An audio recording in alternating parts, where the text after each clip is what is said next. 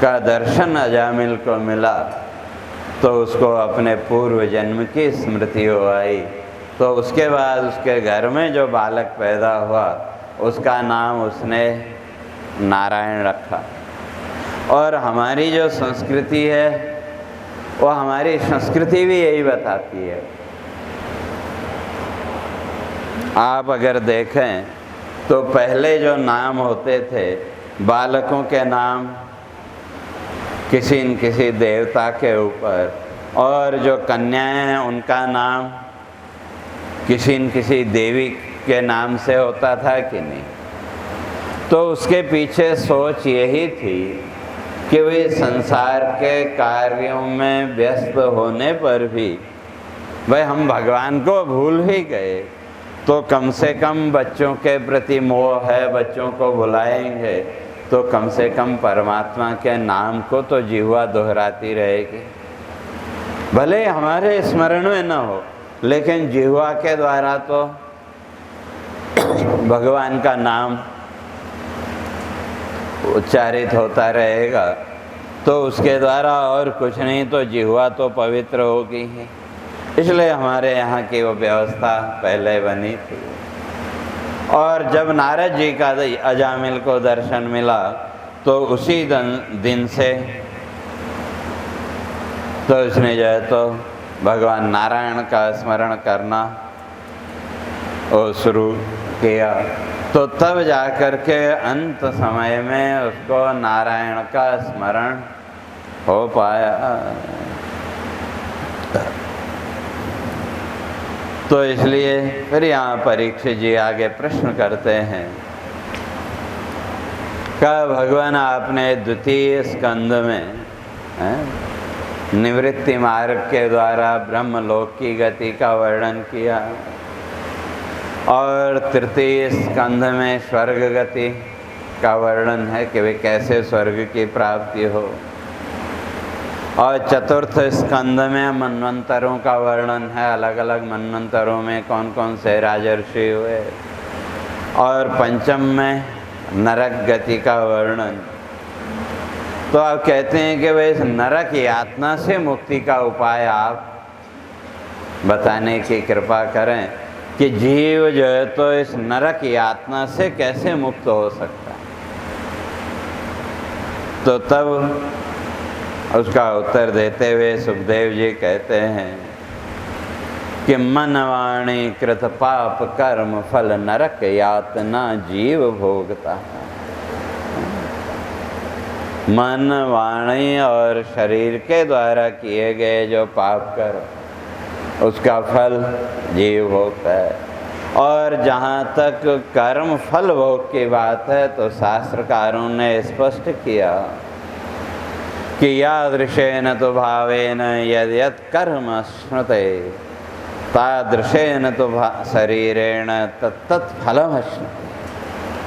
कहते हैं जिस भाव से आप जो कर्म करेंगे चाहे वो पाप हो या पुण्य हो तो उस पाप पुण्य का फल भोगने के लिए वैसा ही शरीर भी चाहिए।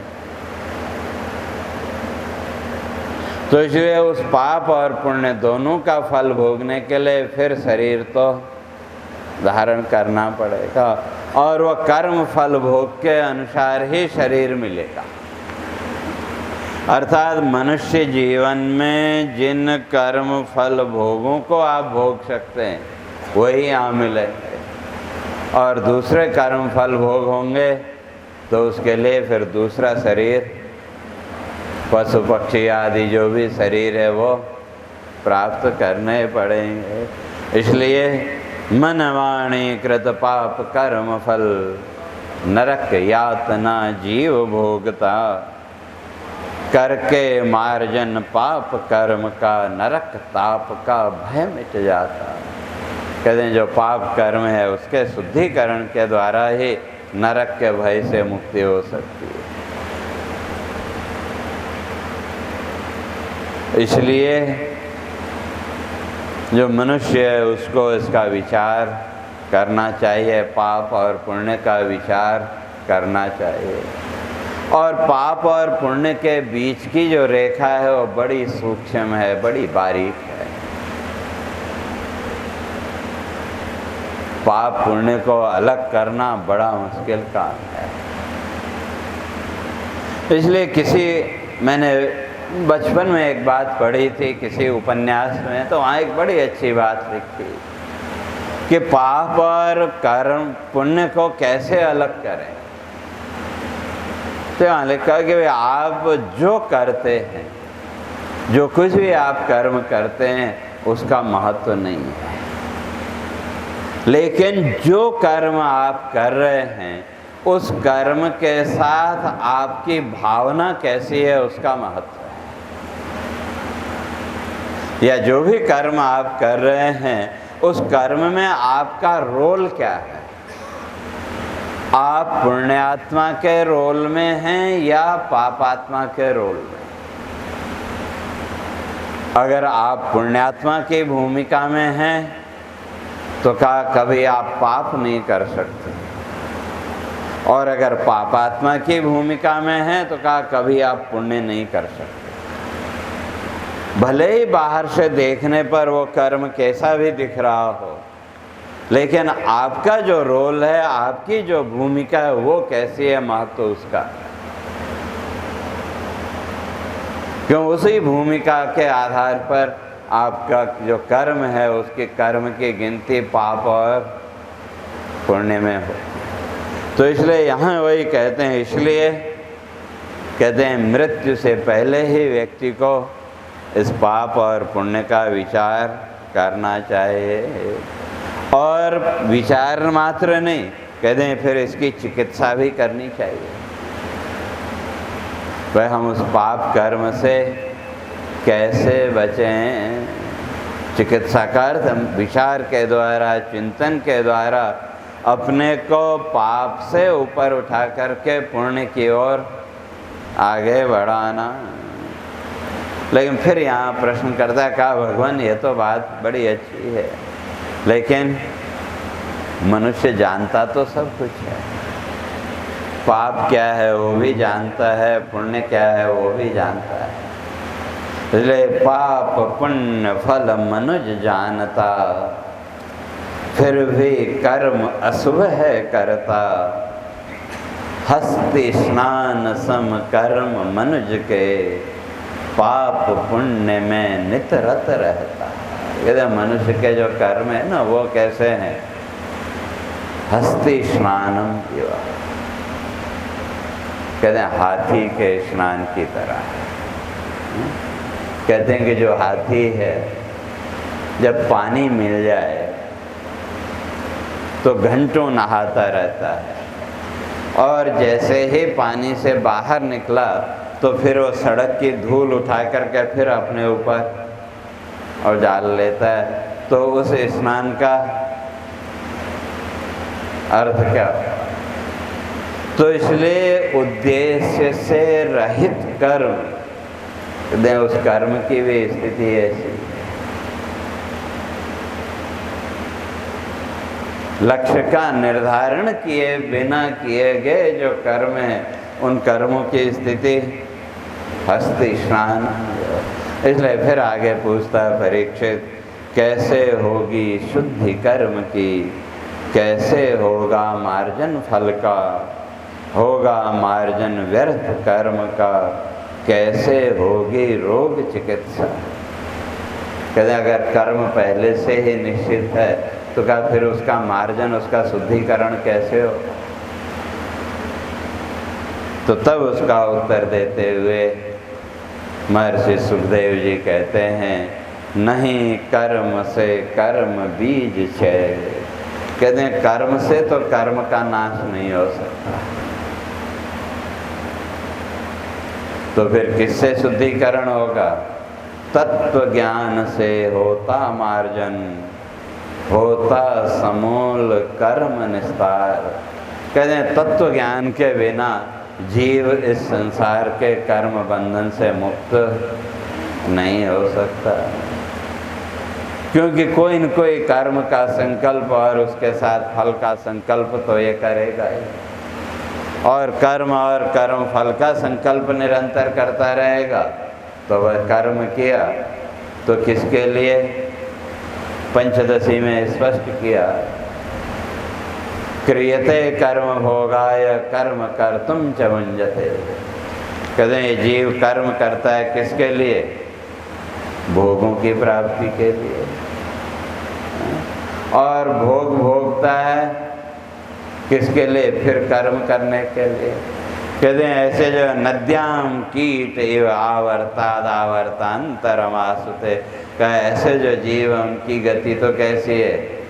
नदी में पड़े हुए कीड़े की तरह। नदी में कीड़ा एक भंवर में फंसा, उसमें नीचे डूबा, फिर आगे ऊपर निकल गया, तो फिर थोड़ा हाथ पैर मारे, फिर आगे दूसरे भंवर में फंसा, बस वो डूबता और उतरता रहता है। अर्थात जो व्यक्ति केवल संसार के भोगों के लिए कर्म में प्रवृत्त है, कहते हैं उसका तो बस ये सुख और दुख जीवन में चलता रहेगा, तो उसके तो कर्मों का मार्जन नहीं हो सकता।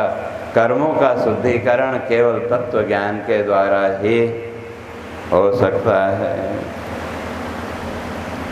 और शुद्धिकरण कैसे होगा? तो कहते हैं उसके 9 साधन हैं, कर्म की शुद्धि के 9 साधन। तो कैसे? नियम, शौच, यम, ब्रह्मचर्य, सत, त्याग, तपस्या, समदम साधन, मन वाणी के पाप कर्म का साधन 9 यह करते शोधन। मन और वाणी के द्वारा किए गए जो पाप कर्म हैं उनका शुद्धिकरण, कहते हैं नियम, अपने आप को एक नियम में बांधना। शौच, पवित्रता। यम, इंद्रियों का नियमन।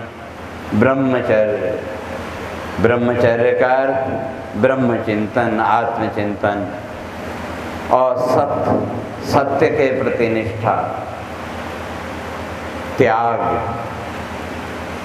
तपस्या, सम और दम। कहते हैं ये जो 9 साधन हैं, इनके द्वारा मन और वाणी के जो पाप कर्म किए गए उनका शुद्धिकरण, और जो चित्त वासना है, कहते हैं वो तो आत्मचिंतन से ही, आत्मयोग से ही होते। जैसे कोई बीमारी आ जाए, रोग आ जाए, एक दिन में दवा खाने से रोग ठीक हो जाता है क्या? धीरे धीरे मात्रा के हिसाब से रोज आप वो दवाई खाते रहो तो धीरे धीरे कुछ दिन में रोग ठीक हो जाता है। तो उसी तरह से शनै शनै तब आत्मयोग से, तो धीरे धीरे उस आत्मचिंतन के द्वारा, कहते हैं ये जो कर्म बंधन है ये दूर होगा। तो कहते हैं इसी बात की मैं तुमको एक कथा सुनाता हूँ, क्योंकि कथा के द्वारा जल्दी समझ में आता है। तो कथा सुनाता, कथा कल्प की सुनो सुनाता, धर्मराज चर हरि संवाद।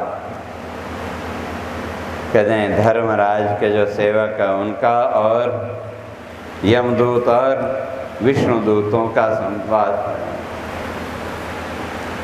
तो क्या संवाद? कान्यकुब्ज द्विज नाम अजामिल, कान्यकुब्ज गोत्र में उत्पन्न हुआ। तो कौन? और कथा तो आप सब लोगों को याद है ही अजामिल की, तो वो ध्यान में रख के श्रवण करो, क्योंकि सारी व्याख्या करने चलेंगे तो ये अजामिल उपाख्यान भी 2 दिन में पूरा नहीं होने वाला। ये तो एक संकेत होता है कि हमारे अंदर वो जागृति हो, फिर उसके बाद हम खुद उसका चिंतन करके अपने जीवन को आगे बढ़ाएं। इसीलिए कथा का सत्र का आयोजन किया जाता है कि वे मुख्य मुख्य जो चीज़ें हैं वो हमारे सामने आ जाएं, तो फिर हम चिंतन के द्वारा उसको आगे बढ़ाएं। कान्यकुब्ज द्विज नाम अजामिल,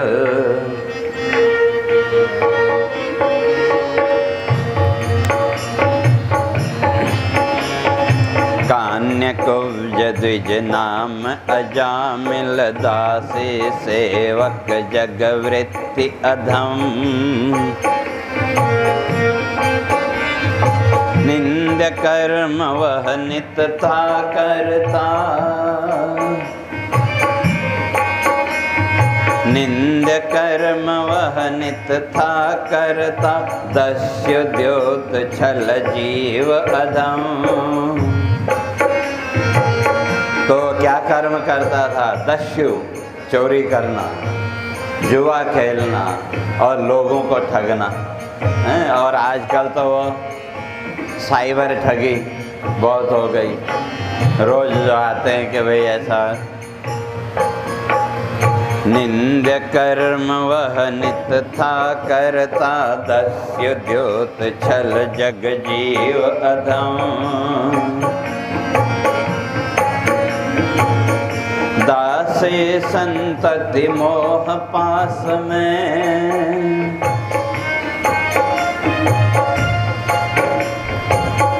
दासी संतति मोह पास में, करता कुत्सित कर्म निरंतर। किया समर्पित उर्था शिशु को,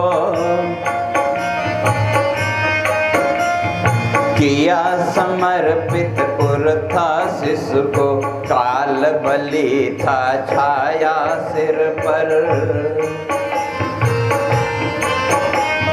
नारायण था नाम पुत्र का, नारायण था नाम पुत्र का, जपता सुत का नाम निरंतर। पुत्र मोह में बद्ध अजामिल, पुत्र मोह में बद्ध अजामिल, बाल सुलभ शिशु क्रीड़ा किंकर। छोटे बच्चे हो तो छोटे बच्चों की क्रीड़ा में आदमी अपने सब सुख दुख भूल जाता है, चाहे बच्चा हो, बूढ़ा हो, जवान हो, जो भी हो। इसलिए वो भी क्या हुआ, बाल सुलभ शिशु क्रीड़ा किंकर। तो उसमें उसका वो बाल सुलभ जो क्रीड़ा है उसमें वो मुक्त हो गया। और यम किंकर को देख सामने, यम किंकर को देख सामने, करता अजामिल करुण पुकार। पुत्र मोह से होकर व्याकुल, पुत्र मोह से होकर व्याकुल, नारायण नाम लिया पुकार। नारायण ध्वनि सुन हरि अनुचर, नारायण ध्वनि सुन हरि अनुचर, करते अजामिल का उद्धार। यम बंधन से हुआ मुक्त वह, यम बंधन से हुआ मुक्त वह, फल नारायण शब्द साकार। धर्मराज चर लगे पूछने, अब जब नारायण का नाम लिया पुत्र मोह से तो यमराज को देख, यमराज के जो दूत थे, यमदूत थे, उनको देखा तो नारायण का नाम पुकारा तो भगवान विष्णु के दूत सामने आ गए। तो तब यमदूत जो है तो विष्णु दूतों से पूछते हैं, धर्मराज चर लगे पूछने, धर्मराज चर लगे पूछने, आर्य कौन तुम दिव्य आकार। नूतन वय है आयुध शोभित, गदा चक्र चक्र और धन तलवार। भगवान के पार्षद हैं तो गदा चक्र धनुष तलवार हाथ में लिए हुए सामने आए तो तब पूछ रहे हैं कि भाई आप कौन हैं? नूतन वय है आयुध शोभित, नूतन वय है आयुध शोभित, गदा चक्र धनु और तलवार। यम आज्ञा का उल्लंघन करते, यम आज्ञा का लंघन करते, मिला कहाँ से है अधिकार। तो तब विष्णुदूत उत्तर देते हैं, विष्णुदूत हम हरि के सेवक,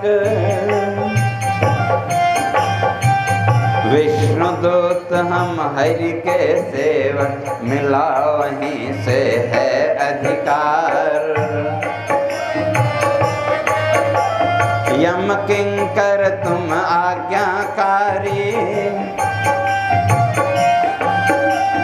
यम किंकर तुम आज्ञाकारी, धर्म अधर्म का करो विचार। कौन दंड के योग्य जगत में, कौन दंड के योग्य जगत में, किसको मिलता पुण्य अधिकार, किसको मिलता पुण्य अधिकार। तो यमदूतों से विष्णुदूत कह रहे हैं कि तुम यम के आज्ञाकारी सेवक, इसलिए विचार करो कि दंड का अधिकारी कौन है और पुण्य का अधिकारी कौन है। तो तब उसका उत्तर यमदूत देते हैं, वेद विहित कर्म धर्म है, धर्म भिन्न है कर्म अधर्म। और वेद क्या है? वेद स्वयं ईश रूप है, निश्वास सत ज्ञान धर्म। तो इस तरह से वहाँ दोनों का संवाद चलता है। और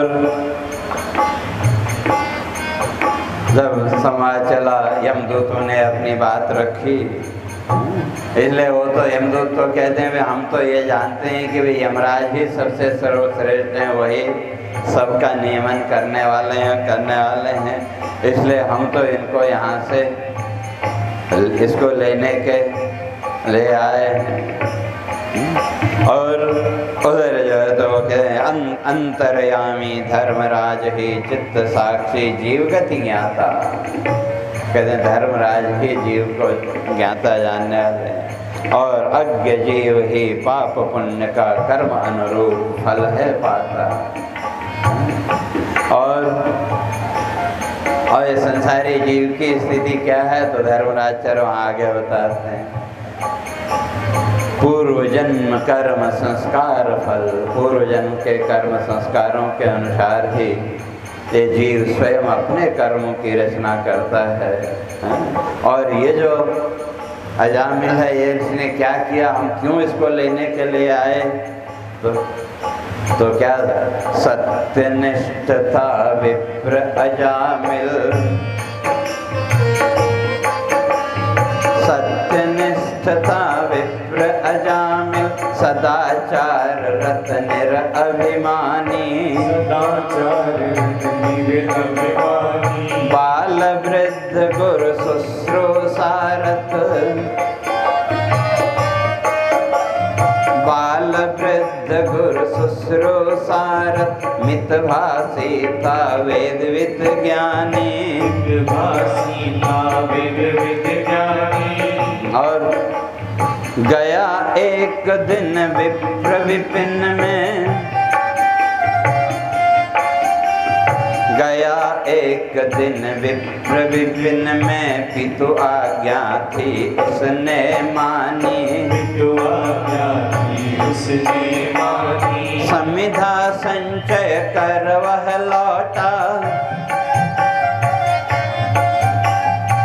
समिधा संचय कर वह लौटा, मिली मार्ग में कुलटा कामी। मिली मार्ग में कुलटा कामी। और पिता की आज्ञा से यज्ञ के लिए लकड़ियां लेने वन में गया था। जब वापस आ रहा था तो उस समय उसको एक वेश्या मिली। तो उसके बाद क्या हुआ? देख अंगना रति क्रीड़ा कौतुक, देख अंगना रति क्रीड़ा कौतुक, विप्रचित्त में भोग रुचि जागे। विप्रचित्त में भोग रुचि जागे। मिला सु अवसर कामदेव को, मिला सु अवसर कामदेव को, शास्त्र चिंतन रुचि मन से भागी। मन से भागी। और तब करता चिंतन नित कुलटा का, करता चिंतन नित कुलटा का, मोहबद्ध वह वनिता रागी। धन वैभव सब किया निछावर, धन वैभव सब किया निछावर, कुलटा सुख को भार्या त्यागी। कुलटा सुख को भार्या त्यागी। अपनी पत्नी का भी उसने त्याग कर दिया। और कर उल्लंघन शास्त्र रीति का, कर उल्लंघन शास्त्र रीति का, बना दंड का यह है भागी। बना दंड का यह है भागी। होगा पावन दंड भोग कर, होगा पावन दंड भोग कर, होगा मन फिर हरि अनुरागी। होगा मन फिर हरि अनुरागी। तो इस प्रकार से यमदूत ने उसकी कथा सुनाई। तो तब कहते हैं कि भाई नहीं, ये तुम्हारा कहना ठीक नहीं है। क्यों? साधु पुरुष जन कर्म आचरण, बनता जग में धर्म प्रमाण। करते अनुगम जीव जगत के, नहीं जानते कर्म विधान। का जो कर्म के बारे में नहीं जानते, वो तो अपने आगे वालों को देख करके ही वैसा ही कर्म करते हैं। जैसे लोक व्यवहार में, घर में जो भी आप पूजा पाठ आदि भगवान की करते हैं, तो वो उसके लिए आपको शास्त्र की जरूरत नहीं पड़ती। जैसे आपने अपने माता पिता दादा दादी अपने पूर्वजों को देखा, उसी के अनुसार करते गए कि नहीं? हाँ ठीक है, उसमें कुछ जोड़ते आप गए, कोई स्तोत्र पाठ आदि वो जोड़ते गए, लेकिन जो लौकिक विधि है वो उसी के अनुसार सामान्य करते हैं। इसलिए वो कहते हैं नहीं ऐसा नहीं है, ठीक है इसने पहले ये पाप किए, लेकिन जिस दिन नारद जी का इसको दर्शन हुआ तो उस दिन से इसने इसकी पूरी मनोवृत्ति बदल गई। उस दिन से तो ये निरंतर नारायण का नाम स्मरण करता रहा है। और जैसे अग्नि के संयोग से अशुद्ध वस्तु भी शुद्ध हो जाती है कि नहीं, में तपाना पड़ता है कि नहीं, तो जैसे अग्नि के संसर्ग से अशुद्ध वस्तु भी शुद्ध हो जाती है, तो कहते हैं उसी प्रकार से परमात्मा के चिंतन से, निरंतर चिंतन से इसका जो मन है वो भी शुद्ध हो गया है। तो इसलिए ये जो है तो अब यम दंड का अधिकारी नहीं, बल्कि इसको लेने के लिए तो भगवान ने हमको भेजा है। और उधर जब यम बंधन से अजामिल मुक्त हुआ तो फिर वो सोचने लगा, और यम बंधन से मुक्त हुआ तो ये जो तो भगवान विष्णु के जो पार्षद थे तो वो भी अंतर्ध्यान हो गए। तो अब वो सोचने लगा कि भाई ये क्या था, मैंने सपना देखा या वास्तविकता थी। तो इसलिए अब अजामिल वहाँ पश्चाताप करता है। तो क्या पश्चात? अहो कर्म यह गर्हित मेरा,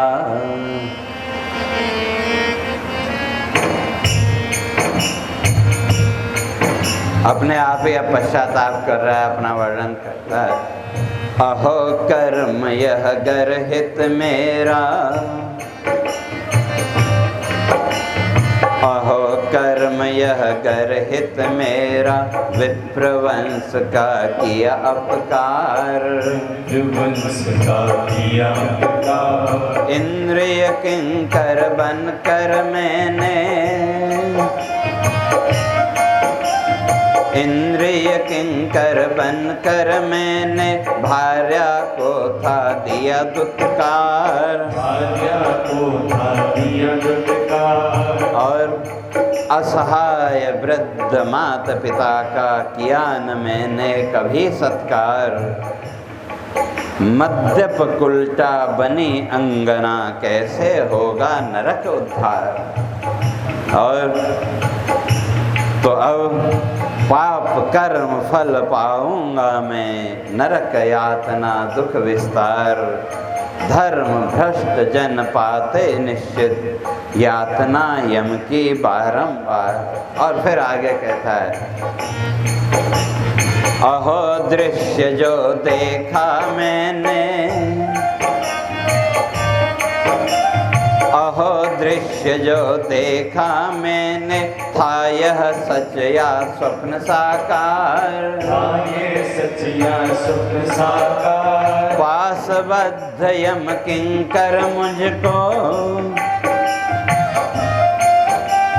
पाशबद्ध यम किंकर मुझको, बलात् खींचते मैं लाचार, खींचते मैं लाचार। हुए प्रकट थे तभी देवगण,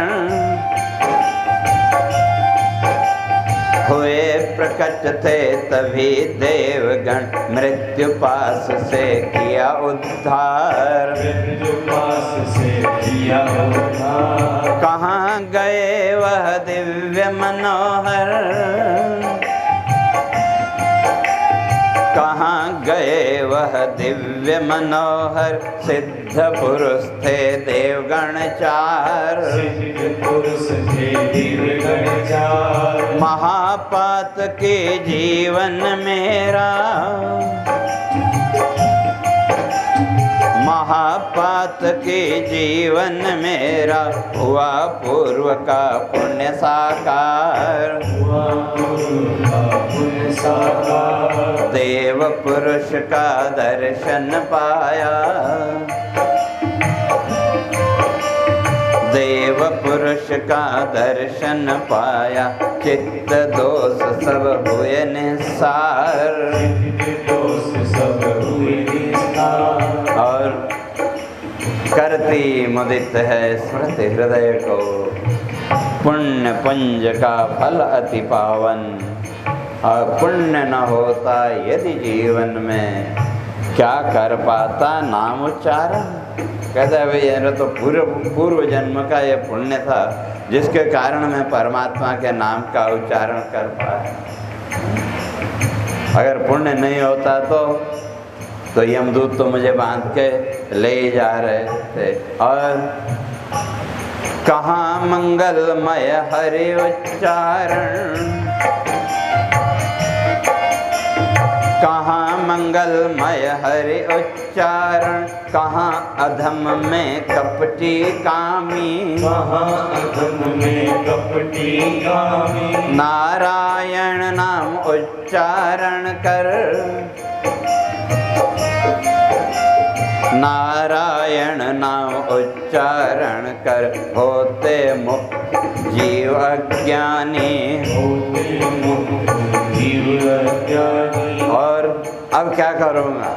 अब कहता है नहीं, अब तो मैं चित्त प्राण बल इंद्रिय नियमन यत्न करूँगा। अब तो निशिदिन जगत भोग सुख चित्त वासना, नहीं मिले फिर तामस जीवन। और काम अविद्या कर्म बंध तज, काम अविद्या कर्म बंध तज, बंधि मुक्ति की करो साधना, मुक्ति की करूं साधना। तुल्य दृष्टि हो सब जीवों में, तुल्य दृष्टि हो सब जीवों में, सुहृद करुणा मित्र भावना, करुणा मित्र भावना। क्रीड़ा मृग था बना मोह में, क्रीड़ा मृग था बना मोह में, माया थी वह बनी सुनयना, माया थी वो बनी सुनयना।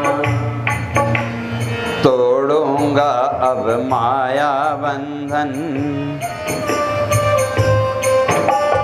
तोड़ूंगा अब माया बंधन, अहो मोहनी माया छलना, ओ मोहनी माया छलना। और सत्य तत्व को जाना मैंने, सत्य तत्व को जाना मैंने, देह भाव से ऊपर उठना। तो अपना वह निष्कर्ष कि अब मैंने क्या समझ लिया कि सत्य तत्व को जाना मैंने, देह भाव से ऊपर उठना, इस शरीर भाव से अब तो ऊपर उठना है, और माया ममता तज कर सारी, अब तो शाश्वत हरि को भजना। तो इस तरह से अजामिल संकल्प करता है और इसके द्वारा उसका चित्त शुद्ध हुआ। तो और निरंतर परमात्मा के चिंतन के द्वारा अजामिल इस संसार के बंधन से मुक्त हुआ। और उसी क्रम में फिर जब वहाँ जाए तो धर्मराज के पास पहुँचे, यमदूत यमराज के पास पहुँचे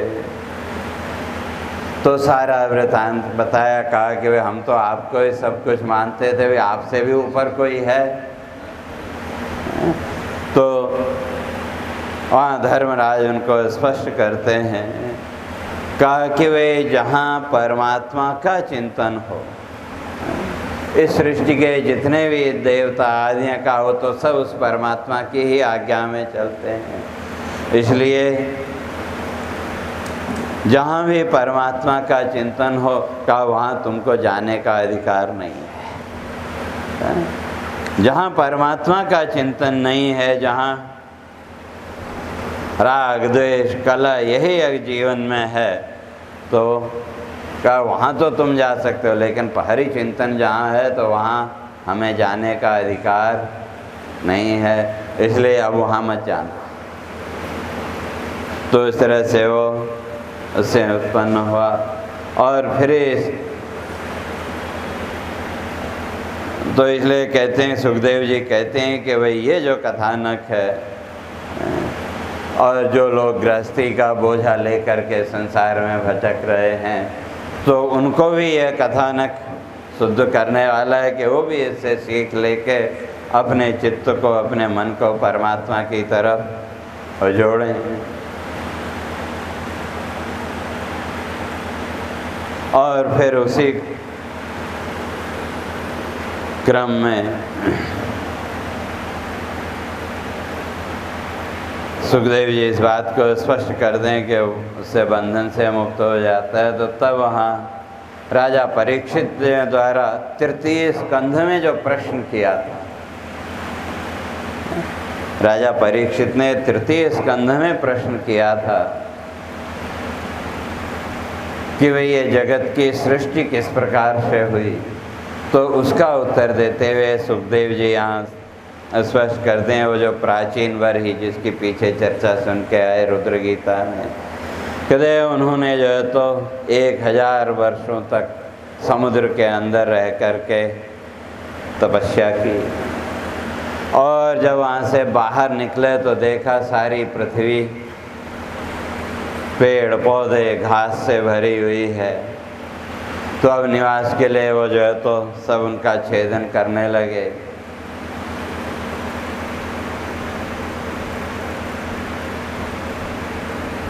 और जो है तो जो तरपुत्री प्रचेद आदि को सौंपी, वृक्षों के पुत्री, उनके साथ उनका विवाह हुआ, फिर आगे वो वंश परंपरा चली। और दक्ष प्रजापति ने फिर जो है तो इस जगत की सृष्टि वहाँ से आरंभ की। और सृष्टि के बाद वो दक्ष प्रजापति भी विंध्याचल के निकट अघमर्षण नामक तीर्थ में हंस गुह्य नामक स्तोत्र से भगवान की आराधना करने लगे दक्ष प्रजापति। तो वहाँ जाए तो स्तुति लंबी है दक्ष प्रजापति की, भगवान की स्तुति की। उसके बाद भगवान ने वरदान दिया। तो स्तुति तो लंबी है, तो एक दो पद आप सुनेंगे, फिर उस क्रम को आगे बढ़ाएंगे।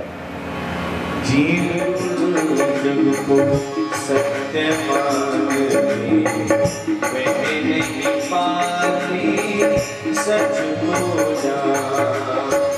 स्वयं सत्य ही ब्रह्म परात्पर, जगत नियंता तुम्हें प्रणाम। स्वयं सत्य ही ब्रह्म परात्पर, जगत नियंता तुम्हें प्रणाम। जीव सखा मनुज देह, नहीं जीव को इसका विषय रंगी को नहीं जानती, गुरु को नहीं पूरी पाता। तुम हो दृष्टा नहीं दृष्ट, ओ शाश्वत सत्य भगवान। स्वयं सत्य ही ब्रह्म परात्पर, जगत नियंता तुम्हें प्रणाम। देह प्राण मन इंद्रिय अंतस, पंचभूत गुण जड़ अज्ञान। जीव जानता सबका कारण, त्रिगुण माया बलवान। नहीं जानता वेद रूप को, जीव प्रमाणी अज्ञाता। स्वयं सत्य ही ब्रह्म परात्पर, जगत नियंता तुम्हें प्रणाम। स्वयं सत्य ही ब्रह्म परात्पर, जगत नियंता तुम्हें प्रणाम। जगत नियंता तुम्हें प्रणाम। जगत नियंता तुम्हें प्रणाम। चक्कर में पड़े हो संसार के, पहले जरा तपस्या करो, तपस्या के द्वारा ज्ञान प्राप्त करो, फिर उसके बाद संसार में प्रवृत्त होना हो तो ना। और जब तपस्या में लग गए तो फिर जब ज्ञान हुआ तो फिर संसार की ओर प्रवृत्ति कहाँ होगी।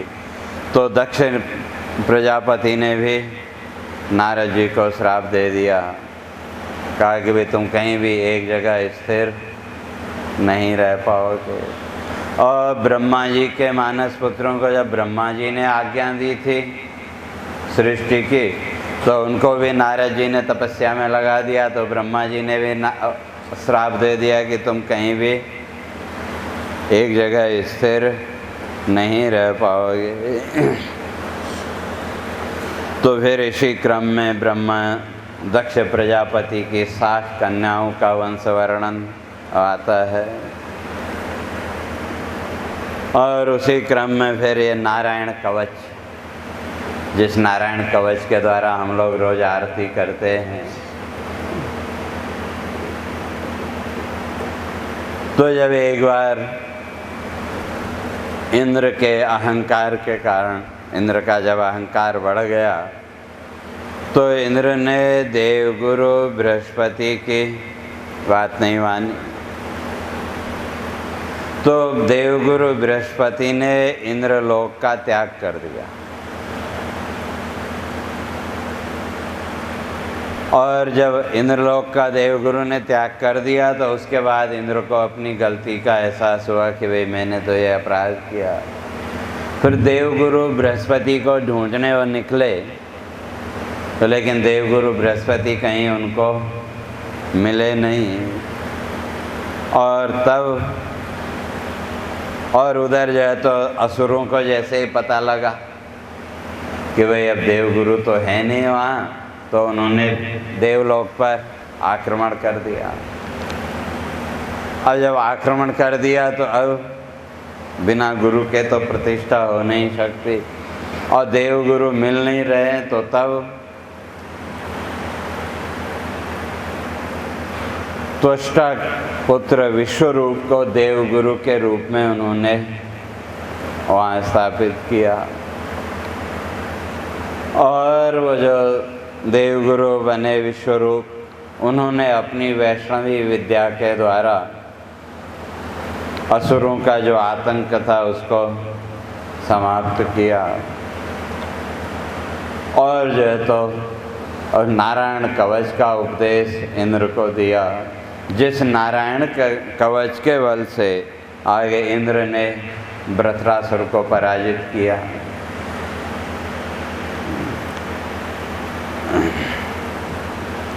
तो इसलिए यहाँ भागवत में लिखा है कि वे जो हर रोज इस नारायण कवच का पाठ करता है, तो क्या उसको किसी प्रकार का विघ्न, किसी प्रकार की आदि व्याधि उसको पीड़ित नहीं कर सकती।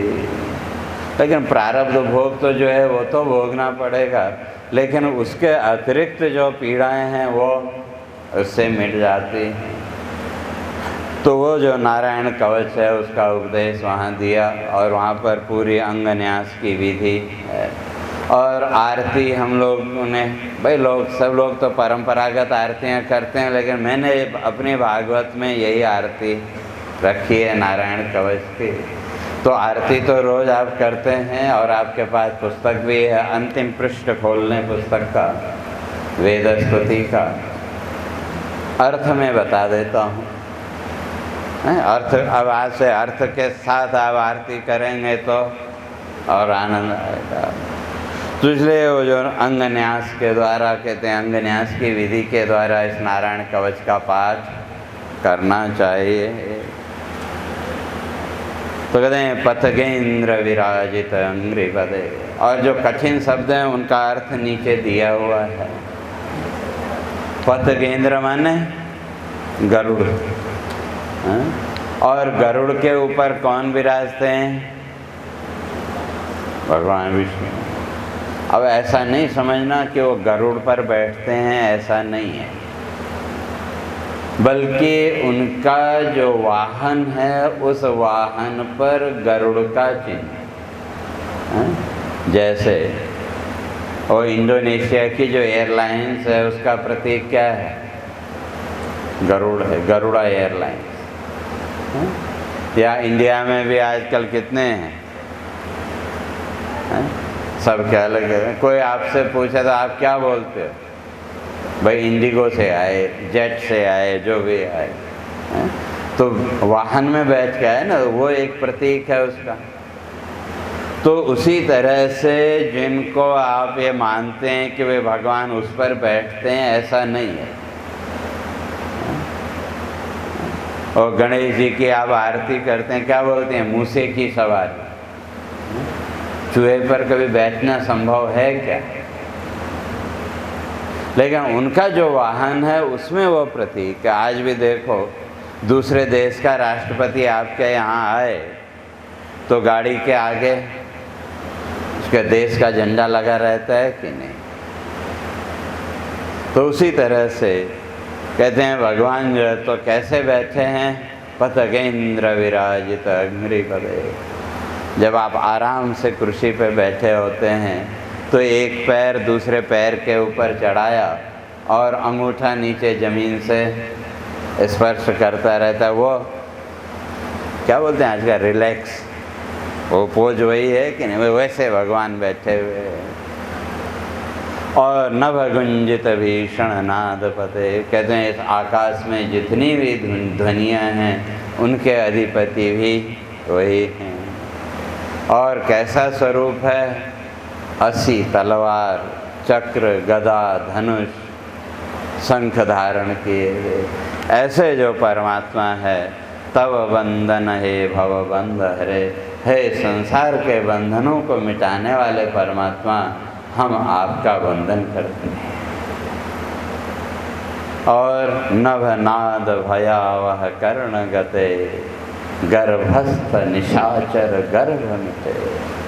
पहले कहावत होती थी ना कि वे जो बड़े बड़े डाकू लोग हैं का उनका नाम सुनते ही लोग थर थर कांपने लगते, सामने नहीं है लेकिन नाम सुनते।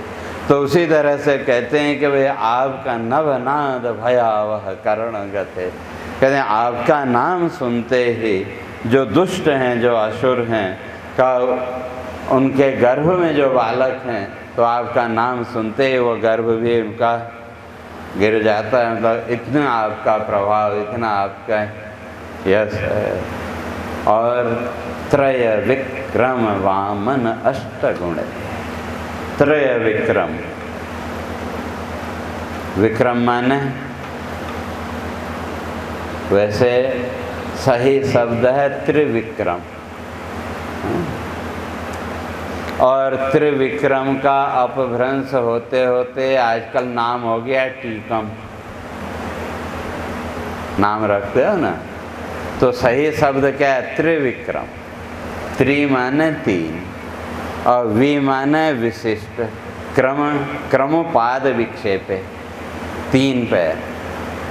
और किसने 3 पैरों में सब कुछ किया है, वामन। इसलिए त्रिविक्रम जो नाम है वो किसका है, भगवान विष्णु का।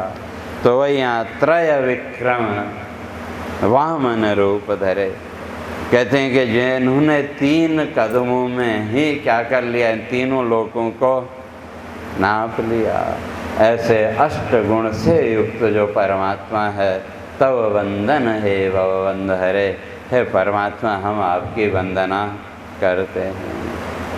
और आप कौन हैं, असुरारी, असुरों के शत्रु। और उन असुरों का नाश करने के लिए वराह रूप धरे, वराह अवतार। कैसे, कर धारण भू निज दंत सिखे, इस पृथ्वी को अपने दांतों के शिखर पर धारण करके उसका पृथ्वी का उद्धार करने वाले परमात्मा, हम आपको नमस्कार करते हैं। और आप ही कौन हैं, गिरि तुंग सुरक्ष कुठार पते, चारों ओर पर्वत के शिखर पर, पर्वतों पर रक्षा करने वाले कौन, कुठार पते, परशुराम। 21 बार क्षत्रियों का संहार किया कि नहीं, तो कुठार पते माने परशुराम। तो परशुराम के रूप में जो तत्व है, तब वंदन हे भवबंध हरे, हम आपका वंदन करते हैं। और भव दुर्गम दुर्ग दुरापद, का ये संसार बड़ा कठिन है, दुर्गम है, लेकिन इस संसार के झंझावात में भी आप रक्षा करने वाले आप ही हैं। किस रूप में, तुम रक्षक हो नरसिंह पते, तो नरसिंह रूप में। क्यों, अभी आगे नरसिंह की कथा आने वाली है। क्यों, आज प्रयास है कि वे प्रहलाद स्तुति तक लोग आज चलें, तो फिर कल थोड़ा, क्यों कल तो फिर कृष्ण जन्म तक दौड़ लगानी पड़ेगी। क्योंकि नियम तो वही है भाई, चौथे दिन कृष्ण जन्म होना चाहिए, ऐसा बोलते हैं कथा में। तो इसलिए कहते हैं कि नरसिंह पते और गिरि तुंग सुरक्षर कुठार पते।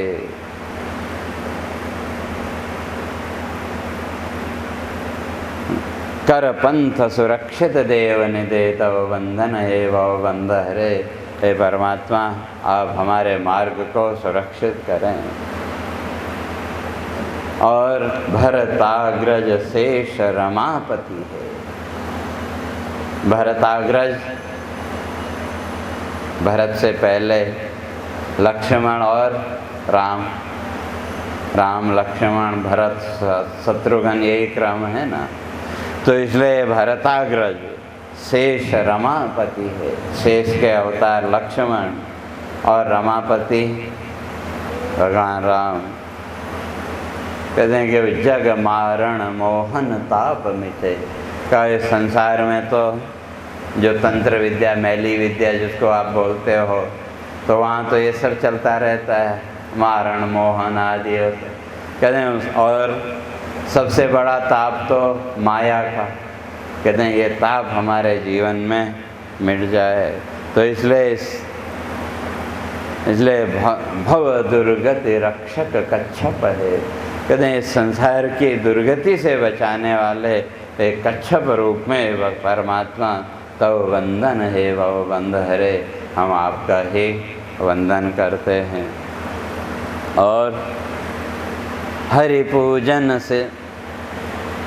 पूजन शेष गणेश कृत दोष असीमित मुक्ति प्रदे। कहे भगवान, आपके पूजन करते हुए हमसे त्रुटियां भी हुई होंगी, क्योंकि हर एक जगह की एक परिपाटी परंपरा अलग अलग है। अब एक दूसरे को गलत कहता है, दूसरा तीसरे को गलत कहता है, सब अपनी अपनी सही मानते हैं, लेकिन सही परिपाटी क्या है वो कोई नहीं जानता। लेकिन श्रद्धापूर्वक जो भी जैसे परिपाटी चल रही है हम कहते हैं। इसलिए कहते हैं कि भाई आपका पूजन करते समय स्वाभाविक रूप से हमसे त्रुटियां भी हुई होंगी, और कई बार न चाहते हुए भी हो जाती हैं। भाई जो हमने परंपरा या जो समझा है उस हिसाब से कर रहे हैं, न चाहते हुए भी कई बार वो त्रुटियां होती हैं। तो इसलिए हरि पूजन शेष गणेश कृते। कहते हैं भगवान का अलग अलग रूपों में पूजन करते हुए हमसे वो त्रुटियां भी हुई होंगी, लेकिन कृत दोष असीमित मुक्ति प्रदे। उन दोषों से मुक्ति प्रदान करने वाले ए परमात्मा, तुम रक्षक हो हय शीर्ष पते। हय शीर्ष, हयग्रीव, घोड़े का सिर लगाए हुए जो रूप है हय शीर्ष। कहते हैं भगवान आपको हमारा नमस्कार है। और जग कर्म असीमित पाप के ये परित्रायक पिंगल रूप धरे। और उसी तरह से संसार के कर्मों में भी असीमित पाप, असंख्य पाप हुए होंगे। उन पापों से मुक्त कराने वाले कपिल रूप में भी हम आपको नमस्कार करते हैं। और जग द्वंद्व सुरक्षक नाभिषुते।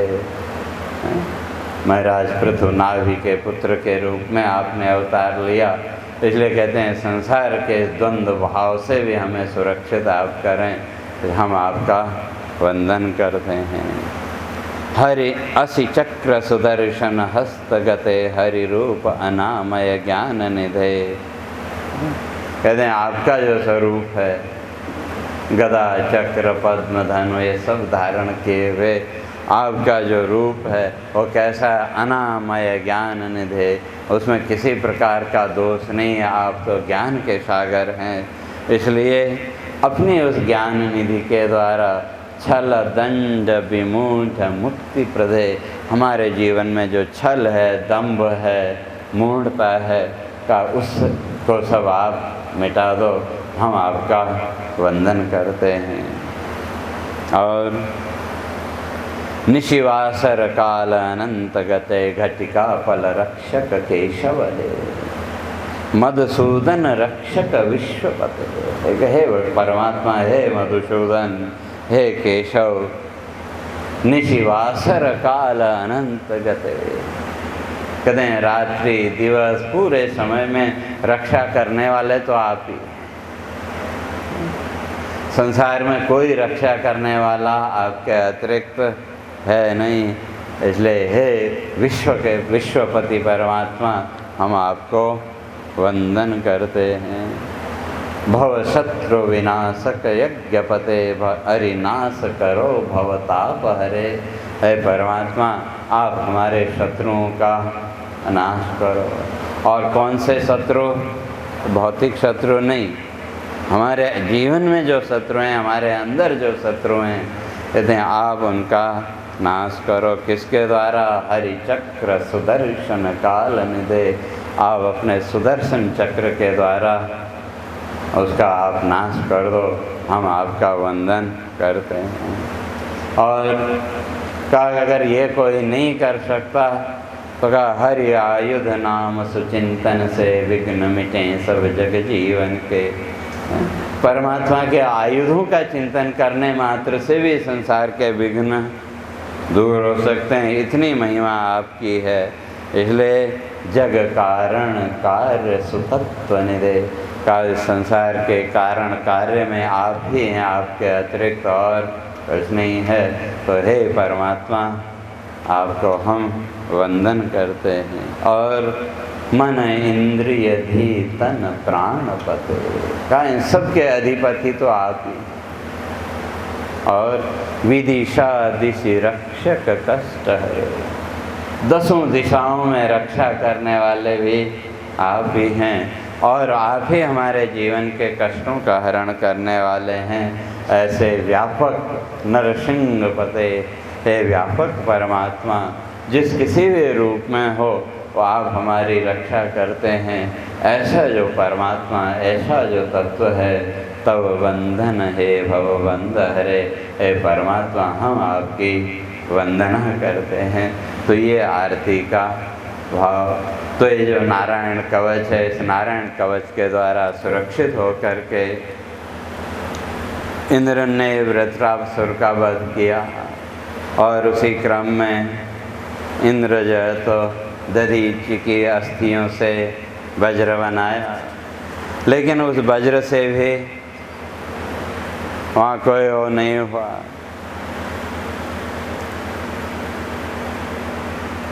तो लेकिन फिर इंद्र को तो एक बार वृत्रासुर ने, कथा आती है कि निगल लिया। तो फिर इसी नारायण कवच के प्रभाव से तो वो जो है तो उसका पेट फाड़ करके बाहर निकला।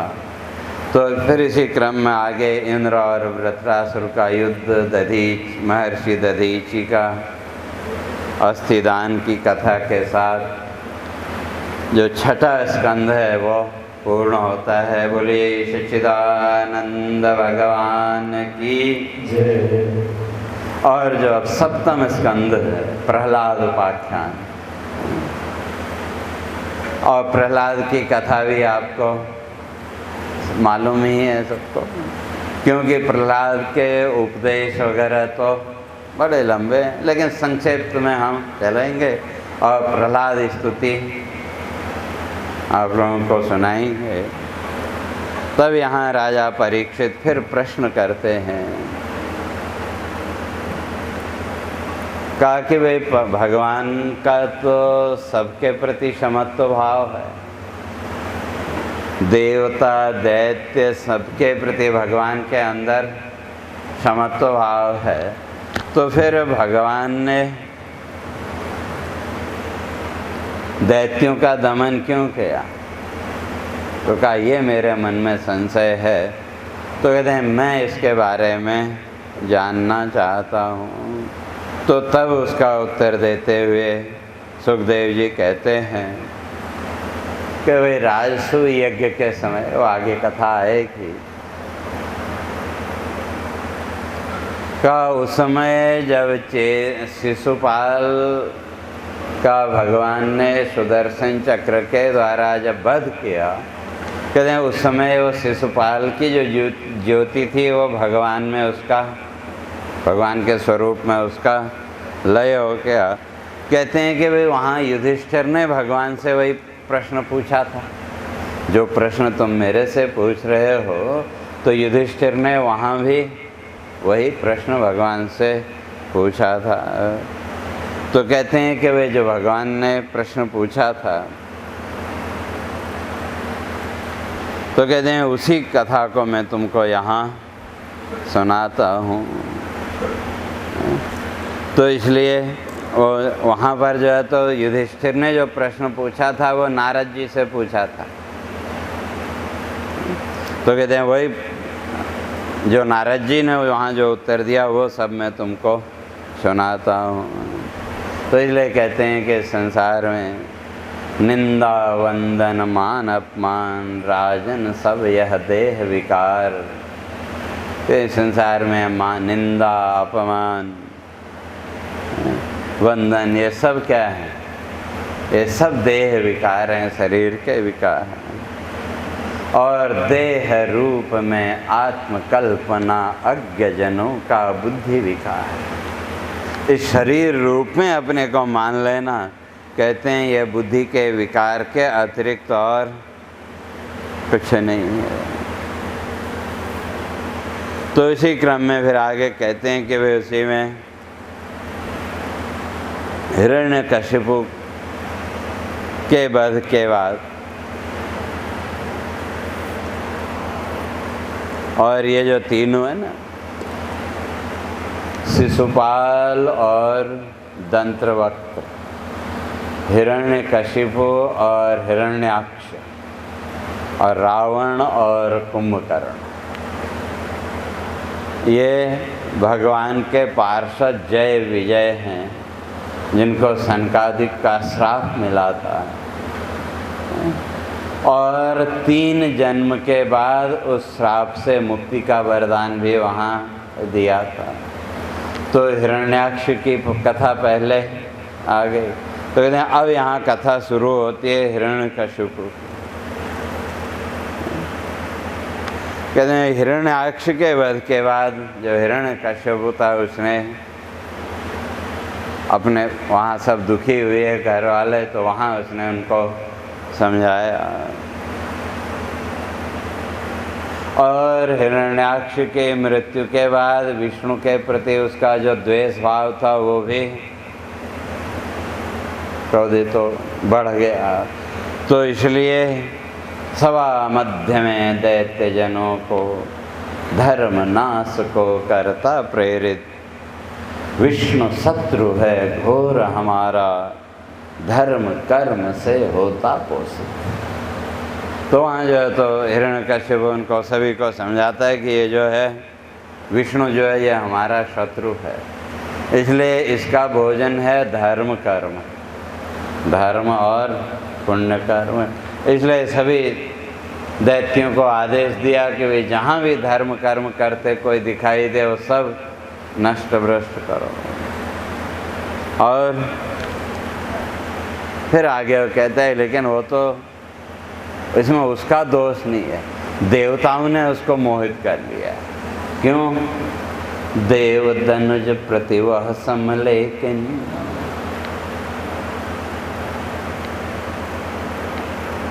देव धनुज प्रति वह सम, लेकिन देवगणों ने किया विमोहित। और माया छल से रूप बनाता। कहते हैं ये विष्णु क्या करता है? माया छल से रूप बनाता है, आत्म रूप से हुआ पतित। कहते हैं ये अपने स्वरूप से पतन हो गया उसका, इसलिए करके छेदन सिर का मैं उसके, करके छेदन उसके सिर का, मैं हृदय ताप को करूं समित, विष्णु नाश से सुरगण निर्बल, असुर व्यूह कुल होगा पोषित।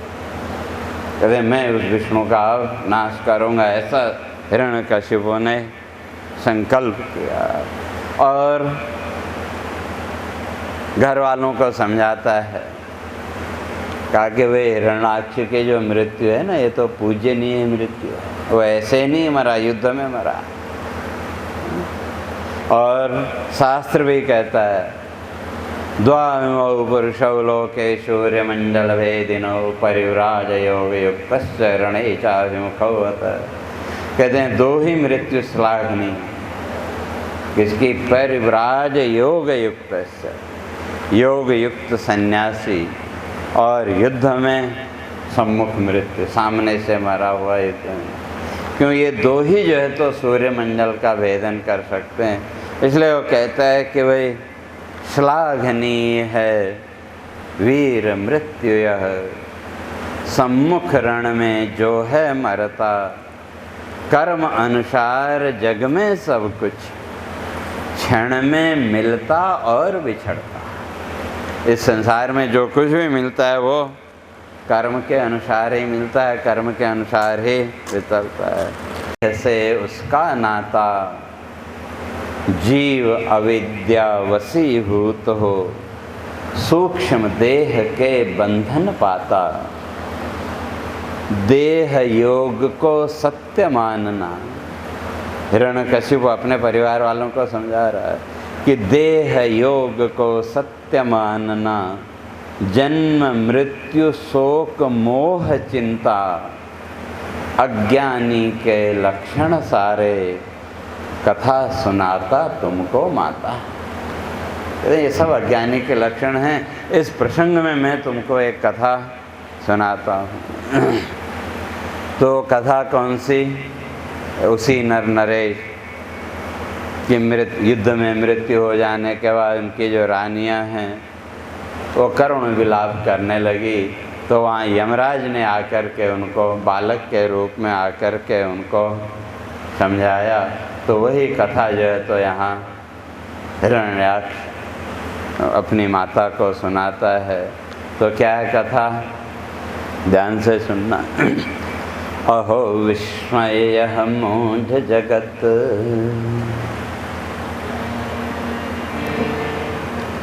अहो विस्मय मूढ़ जगत, जन्म मृत्यु नित यहाँ देखता,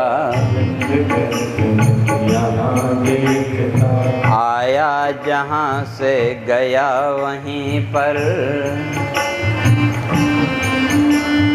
आया जहाँ से गया वहीं पर, व्यर्थ जीव है शोक मानता, जीव है सोच मानता। मात पिता ने त्यागा हमको, मात पिता ने त्यागा हमको, हम हैं श्रेष्ठ नहीं कुछ चिंता, हम हैं श्रेष्ठ नहीं कुछ चिंता, नहीं भीति है कुछ भी हमको,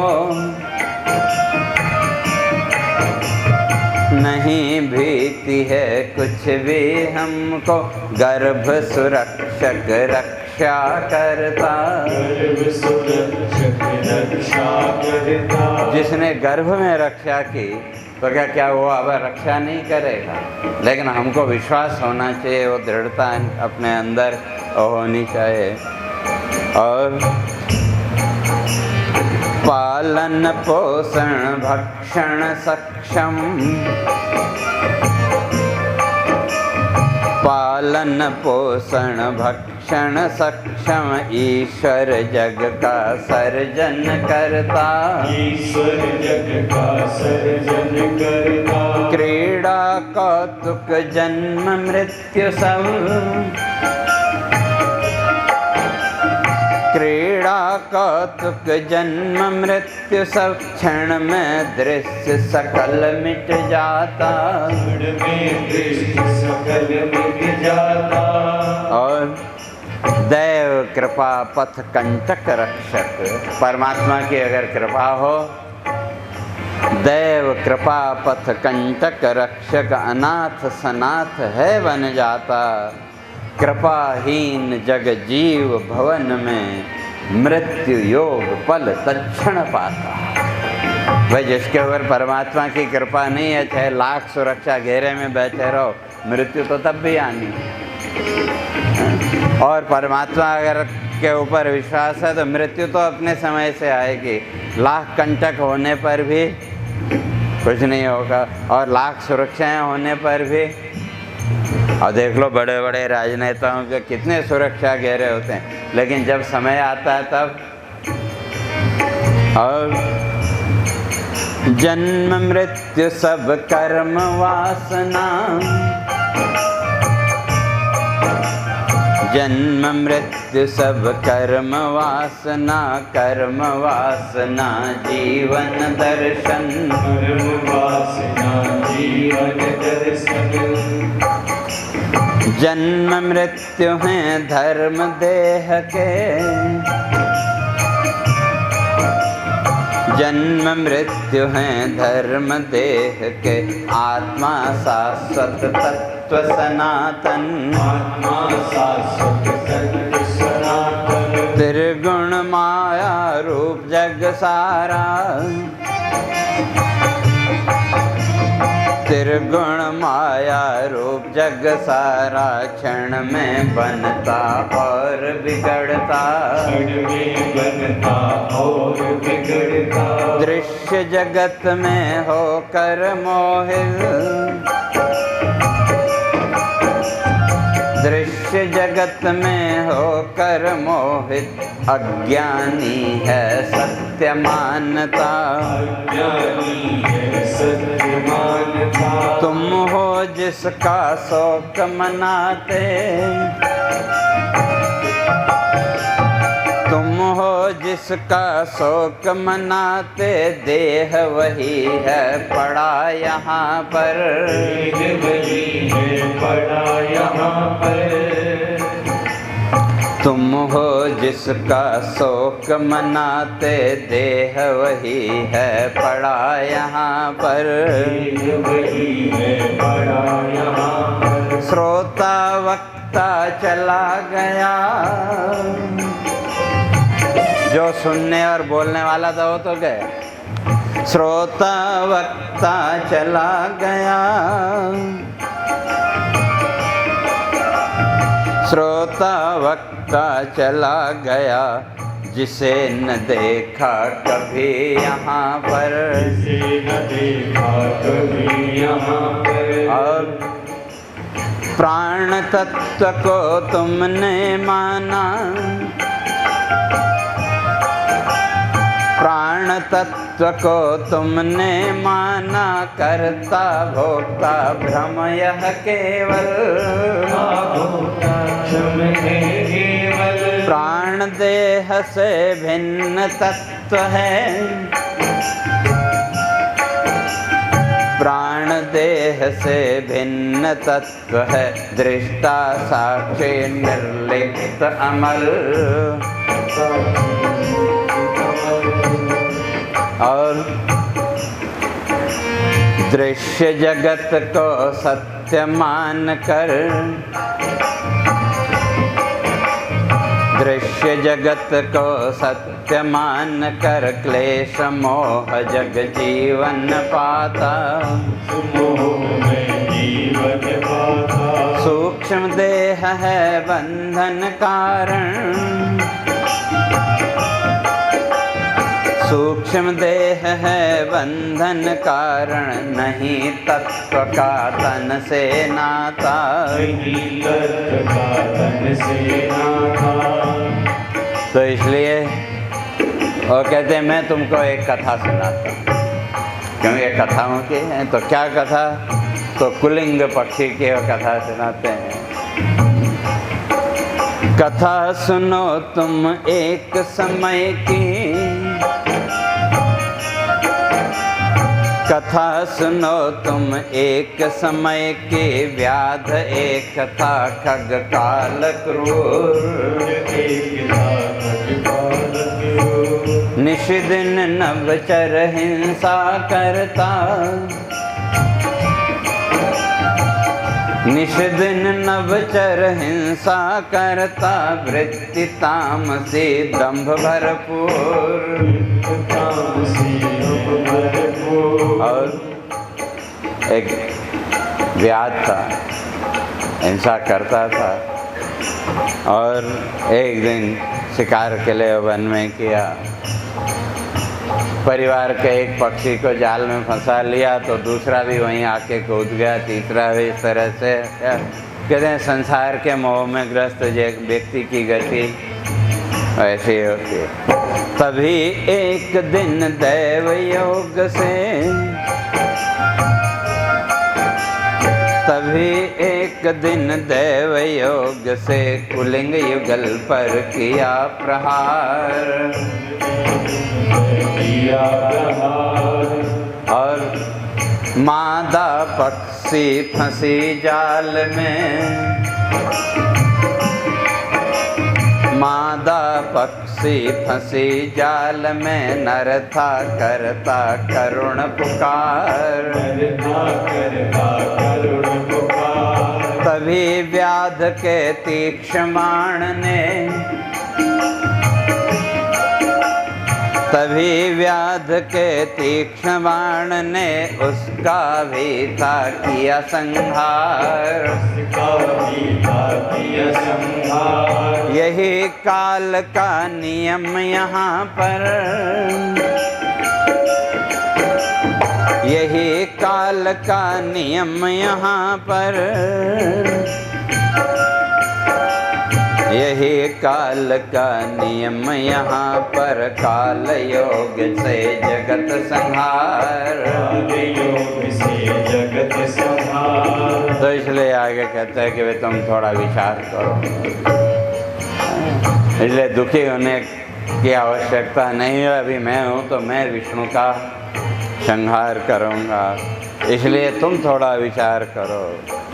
और नहीं रुदन से जीवन मिलता, नहीं काल का यह उपचार। का रोने से जीवन मिल जाएगा ऐसा नहीं है, और रोने से काल चल जाएगा ऐसा भी नहीं है। तो फिर क्यों रुदन करना? और हम सामान्य प्राणी यही सोचता है कि भाई रुदन रोने से वजह तो हो जाएगा, लेकिन रोने से न तो जीवन मिलने वाला है और न समय चलने वाला है। तो और फिर इसी क्रम में आगे हिरण्यकश्यप की वर प्राप्ति और प्रहलाद की कथा आती है। तो अब जो है तो इस प्रकार से घर वालों को उसने समझाया और तपस्या के लिए चल पड़ा का मैं अब तपस्या के द्वारा शक्ति प्राप्त करूँगा। और क्या निश्चय किया?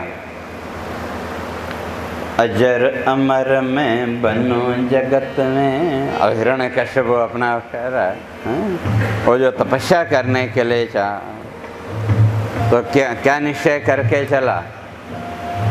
अजर अमर में बनूं जगत में, अजर अमर में बनूं जगत में, हिरण्यकश्यप ने लिया विचार, हिरण्यकश्यप ने लिया विचार। एक छत्र सम्राट बनूंगा। और क्या? एक छत्र सम्राट बनूंगा, पग तल होगा जग संसार। मैं एक छत्र सम्राट बनूंगा और मेरे पैरों के नीचे सारा संसार होगा।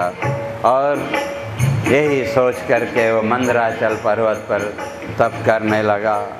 और कैसे घोर तपस्या लीन निशाचर।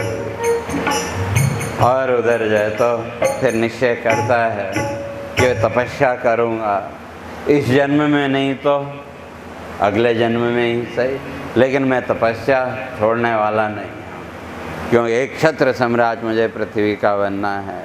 और जन्म जन्मांतर दृढ़ साधना। और क्या करूँगा?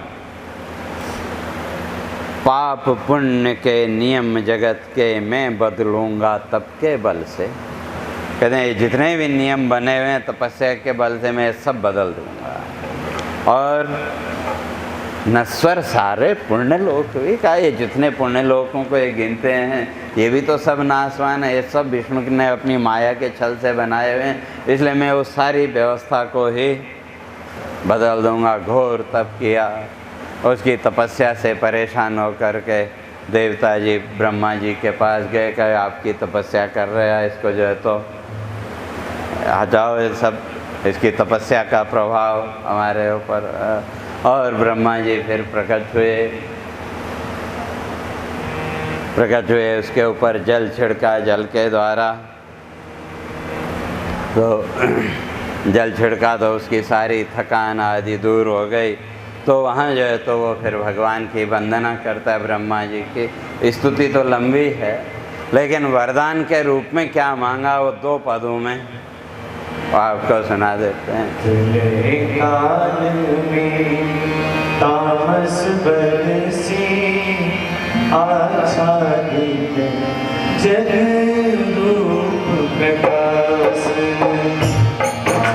तेज से जगत प्रगट तुम ही करते पालन पोषण, पालन तुम हो सारा तुम ज्ञान विज्ञान, पंचभूत गुण सतरूप से आवती हो नायक तपदा इस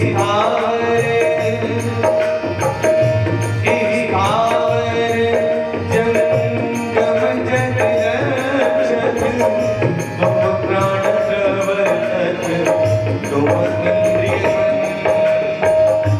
इंद्रिय अनादि धाता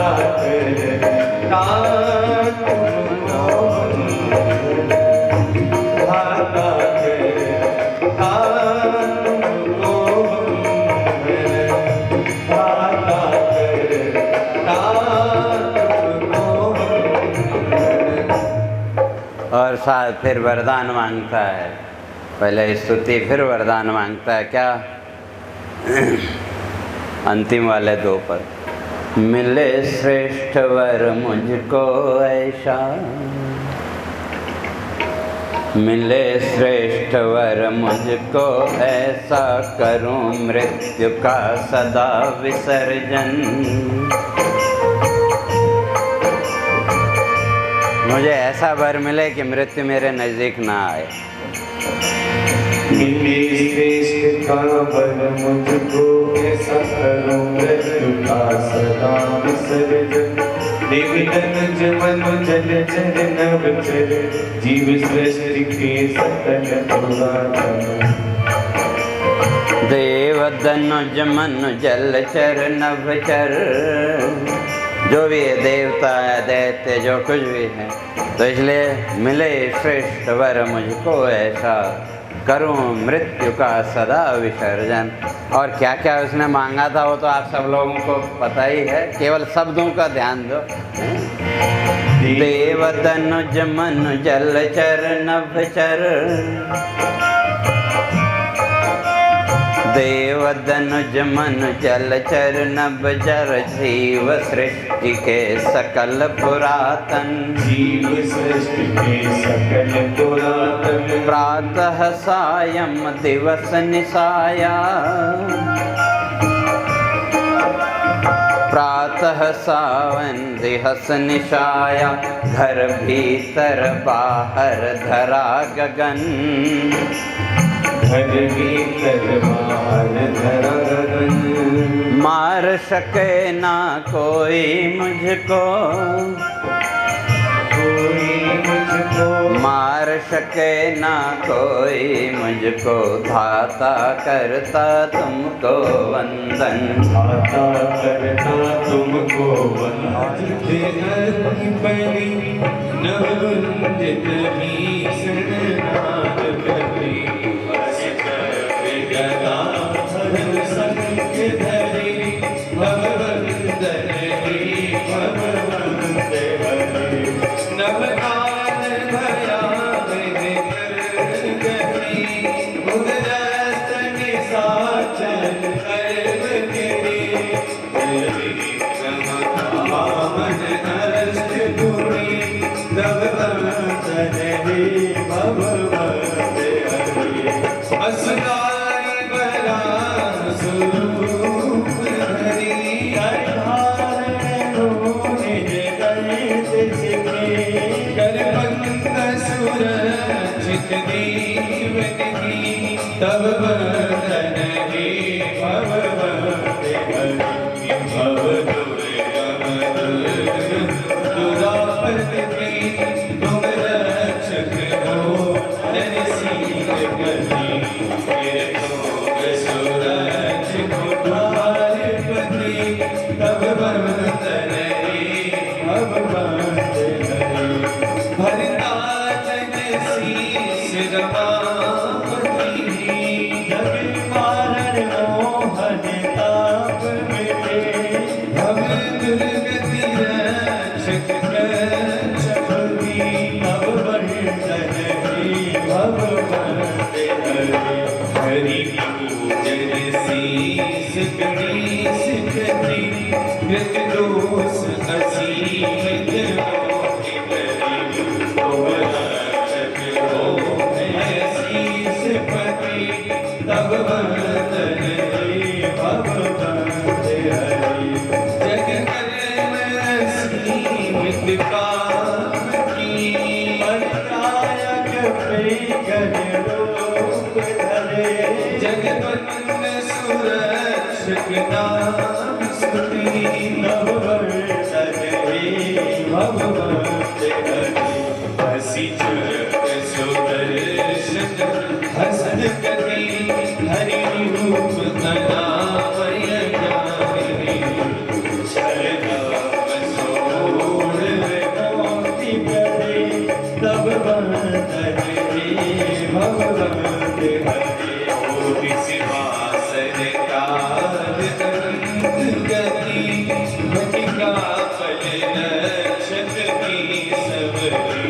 मधुसूदन रक्षक विष्णुपते तब बंधन हे भव बंदे हरि निशिवासन काल अनंत गति घटिका फल रक्षक के सबरी मधुसूदन रक्षक विष्णुपति तब बंधन हे भव बंदे भव सर्व विनाशक यज्ञपति अनिनाश करो भवताप हरि हरि जग सुदर्शन काल हे तब बंधन हे भव बंदे हरि हरि आयुध नाम सुचिंतन से सब वेद मिटे जग जीवन के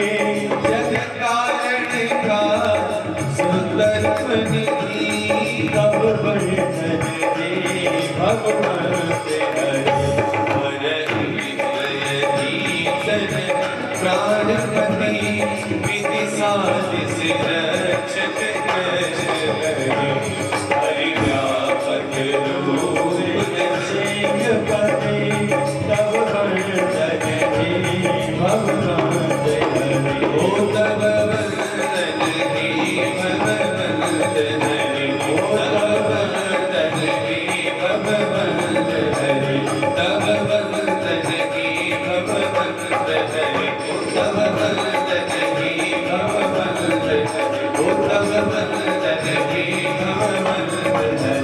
तब बंधन हे भव बंदन हरि भवानी सहितं नमामि जलेन शीतलीकरणं पुष्पैर्देवताभिवन्दनं आरोग्यार्थे आत्माभिवन्दनं हारार्घ्यकरणं प्रथमतः देवतानां हारार्घ्यकरणं हस्तौ रक्षाल्यः हस्ते पुष्पाणि गृहीत्वा मन्त्रपुष्पाञ्जलिः जगनीजगमयदन्तदेवास्तानि सर्वाणि प्रथमान्यासन्नादेहनाकं महिमानः विश्वतो बाहुलविश्वदश्वात् सम्बाहुभ्यां कमति सम्पदत्रैभ्यां वा भूमि जनित्यदेवैका नानासुगन्धपुष्पाणि यथा कालो भवानि च पुष्पाणि जनिर्मयादित्यं निघाणो परमेश्वरी मन्त्रपुष्पाञ्जलिं समर्पयामि प्रदक्षिणीकृत्य यानि कानि च पापानि धर्मान्तरकृतानि च तानि सर्वाणि नश्यन्तो प्रदक्षिणां वदेमहे जे तीर्थानि प्रचरन्ति शिखास्तानि कन्यः सहस्रयोजने रतनवाननमशे नमः सर्वहितार्थाय जगदाधारहितवे साष्टाङ्गोऽयं प्रणामस्ते परिरत्नेन मयात्मन् यस्य विस्मृत्यादनामोऽप्यादवो यज्ञः क्रियादिषु न्यूनं सम्पूर्णतां याति